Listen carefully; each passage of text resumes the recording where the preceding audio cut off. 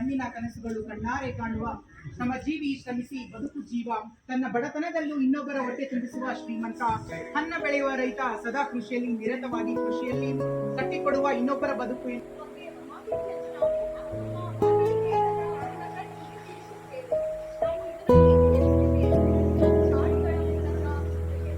ಅವುಗಳು ನಿಮ್ಮ ಇಡೀ ಜಾಗ ಇದೆ, ಅದನ್ನ ಪ್ರತಿನಿಧಿಸುವಂತೆ ನೀವು ಅದನ್ನ ಮಾಡಬೇಕು. ಹೇಗೆ ಮಾಡುತ್ತೆ ಅಂತಂದ್ರೆ, ನಿಮಗೆ ಗೊತ್ತಿರುವಂತೆ ಮಣ್ಣನ್ನ ಬೇರೆ ಬೇರೆ ಜಾಗಗಳಲ್ಲಿ ಅವುಗಳನ್ನ ನಮಗೆ ಹೇಳ್ಕೊಡ್ಲಿಕ್ಕೆ ಹಾಗೂ ಅವನ್ನ ನಾವು ಕೂಡ ತೆಗೆಲಿಕ್ಕೆ ಇಟ್ಕೊಂಡಿರ್ತೇವೆ. ಮುಖ್ಯವಾಗಿ ಇಲ್ಲಿ ಹೊಂದಿರತಕ್ಕಂಥ ಉದ್ದೇಶ ನಮಗೆ ನೀರಿನ ಸಹಾಯ ಮಾಡಬೇಕು. ನಾವು ಮತ್ತೆ ನಮ್ಮ ಜೀವಿಕೆ ತಂಡದಿಂದ